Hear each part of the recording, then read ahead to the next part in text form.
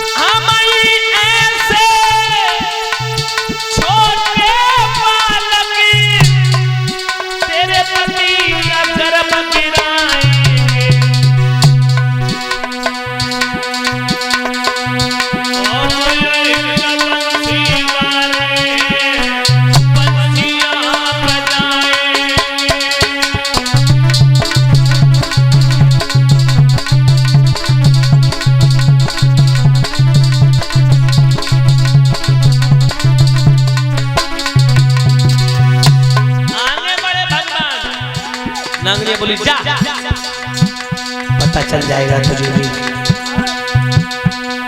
आगे बढ़े हरि नाम की तुम दियो दबाए,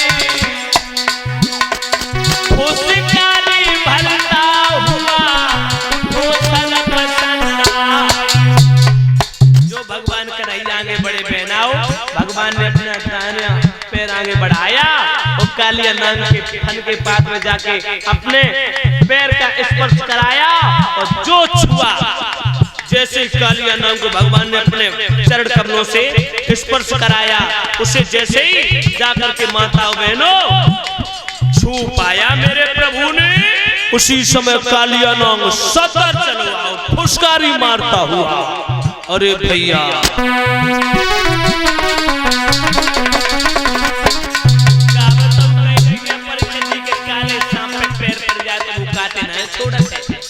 हाँ बिना काटे छोड़त ना।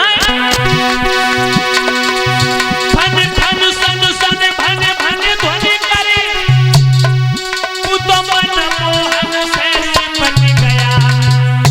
हन हन के भन मारता हुआ प्रभु के बदन से बन गया।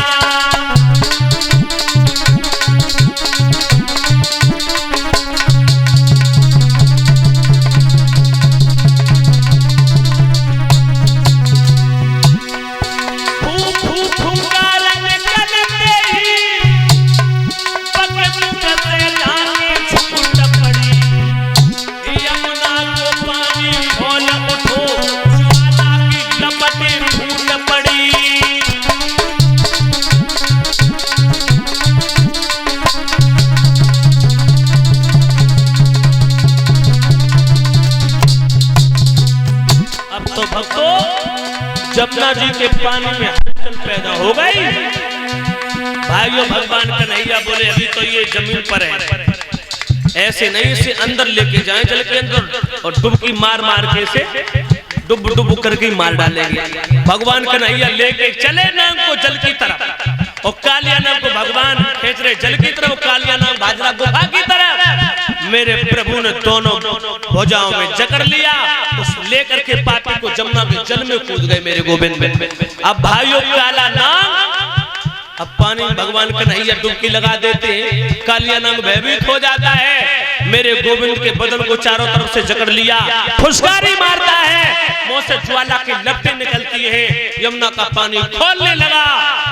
माता बहनों भाई बंधुओं भगवान कन्हैया समझ गए घमंडी अभी पहचान नहीं पाया मेरे को। मेरे प्रभु ने अपने शरीर के आकार को बढ़ाया और शरीर को इतना गर्म किया, इतना गर्म किया, इतना तपाया कि कालिया नाग जलने लगा।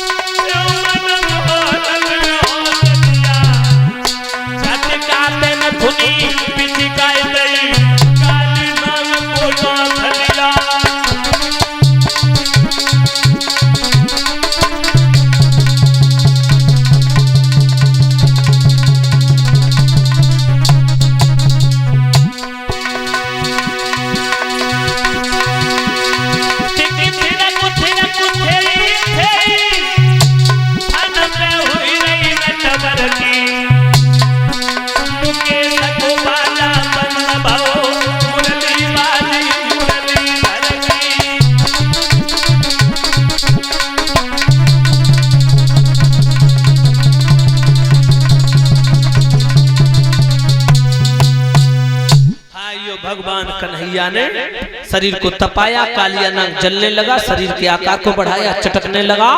जैसे ही भागा भगवान के बदन को छोड़ के मेरे प्रभु ने आगे बढ़ के एक घूंसा दिया और जैसे ही नाक में मुक्का मारा माताओं, कालिया नाग जमीन पर गिर पड़ा।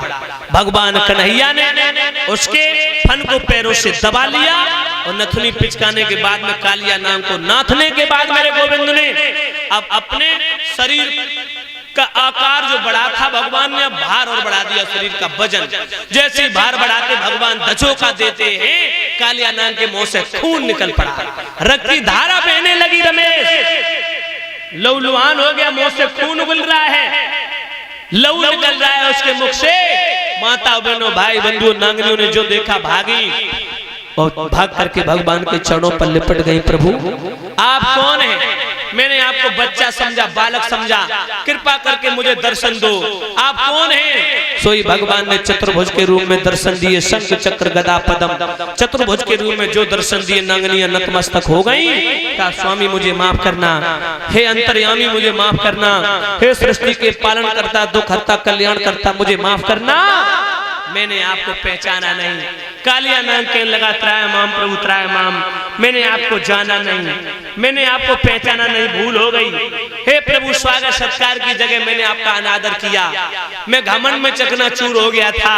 भगवान आपने मुझे घमंड से, वास्तविकता तो ये है आपने मुझे अहंकार से दूर कर दिया, घमंड से दूर कर दिया। भगवान मुझे क्षमा करो, मेरे प्राणों की भीख दे दो। नांगनिया बोली मेरे पिया के प्राणों की भीख मेरी झोली में डाल दो। भगवान कहते कालिया तू अपने आप को शक्तिशाली समझता था, ओरे घमंडी, तूने इस काली देख के तट पर आकर के यमुना के पानी को इतना दूषित कर दिया, इतना जहरीला विषैला कर दिया कि तेरे विष गऊ में बछड़ा भी इस पानी को नहीं पीते हैं, इसका सेवन नहीं करते हैं। तेरे विष से यमुना का पानी जहरीला हो चुका है, अब तुझे यहाँ नहीं रहना है।